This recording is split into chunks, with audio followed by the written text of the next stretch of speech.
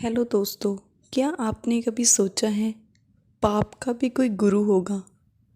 पुण्य धर्म कर्म के तो बहुत सारे गुरु देवता माने जाते हैं, लेकिन पाप का गुरु कौन हो सकता है?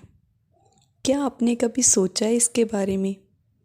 आज मैं आप सबके साथ एक ऐसी कहानी लेकर आई हूँ जिससे आपको पता चलेगा कि आखिर पाप का गुरु कौन होता है। एक समय की बात है, एक पंडित जी काशी से पढ़कर आए। काशी में उन्होंने बहुत सारे ग्रंथों का अध्ययन किया, बहुत गुरुओं से मिले। अब वो वापस लौट आए थे तो उन्हें ये लगता था कि उनके पास हर एक प्रश्न का उत्तर होगा।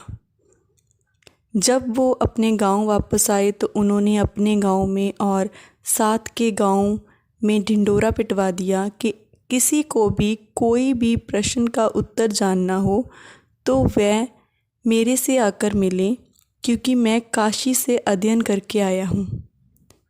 ये बात सुनकर पंडित जी से मिलने के लिए बहुत सारे लोग आए। पंडित जी ने सभी के प्रश्नों का उत्तर दिया। पंडित जी बहुत खुश थे कि वह अभी हर एक चीज़ का ज्ञान रखते हैं। एक दिन पंडित जी के पास एक किसान आया। उसने उनसे पूछा कि पंडित जी, पाप का गुरु कौन है? ये प्रश्न सुनकर पंडित जी घबरा गए, क्योंकि उन्हें इस प्रश्न का उत्तर नहीं पता था। काफ़ी देर वो सोचते रहे। फिर उन्होंने बोला कि मेरे पास इस प्रश्न का उत्तर नहीं है। इसके बाद पंडित जी ने सोचा कि मेरा ज्ञान अधूरा है, अभी मुझे और अध्ययन करने की ज़रूरत है। तो वो फिर से काशी चले गए। वहाँ पर जाकर वे अनेक गुरुओं से मिले। अनेक गुरुओं से मिलने के बाद भी उन्हें अपने प्रश्न का उत्तर नहीं मिला। फिर एक दिन उनकी मुलाकात एक बहुत ही सुंदर स्त्री के साथ हुई। पंडित जी को परेशान देखकर उस औरत ने परेशानी का कारण पूछा। पंडित जी ने बताया कि मुझे पाप के गुरु के बारे में नहीं पता, मुझे इस प्रश्न का उत्तर चाहिए, इसीलिए मैं परेशान हूँ। उस स्त्री ने बोला कि इसका उत्तर तो बहुत ही आसान है, लेकिन इसके लिए आपको मेरे साथ के घर में रहना पड़ेगा, मतलब कि मेरे पड़ोस में रहना पड़ेगा। पंडित जी खुश हो गए और वो उसके साथ उसके पड़ोस में रहने लगे।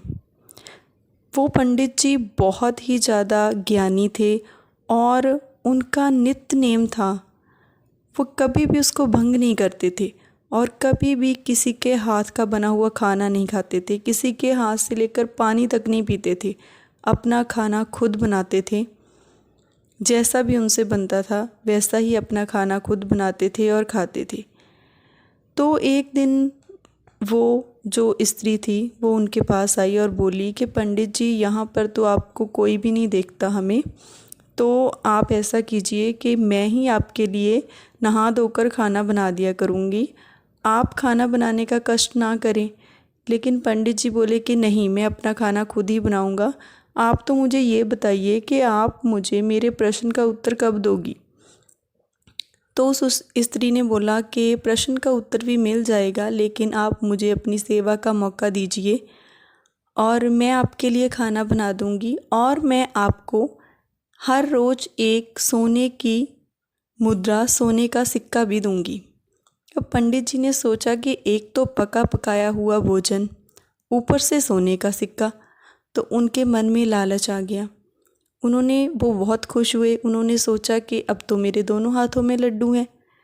बहुत खुश हुए और उन्होंने उस स्त्री को हाँ कर दी कि तुम मेरे लिए खाना बना दिया करो।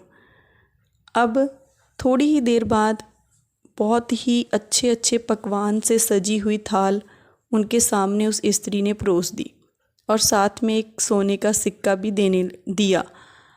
और फिर जब ही पंडित जी खाना खाने लगे तो उस स्त्री ने थाल को खींच लिया और उसने बोला कि पंडित जी, आप अपने प्रश्न का उत्तर लेना तो भूल ही गए हो।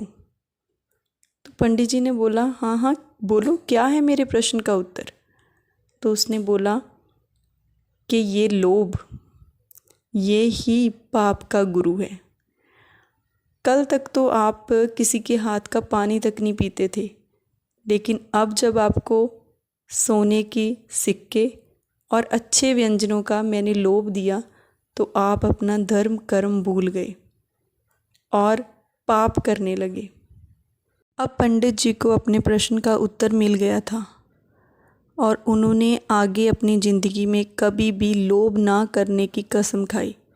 दोस्तों, हमें भी अपनी ज़िंदगी में से लोभ को निकाल कर जीवन जीना सीखना चाहिए, क्योंकि लोभ ही पाप का गुरु है। अगर आपको मेरी कहानी अच्छी लगी हो तो मेरे चैनल को सब्सक्राइब करना और वीडियो को लाइक करना। धन्यवाद।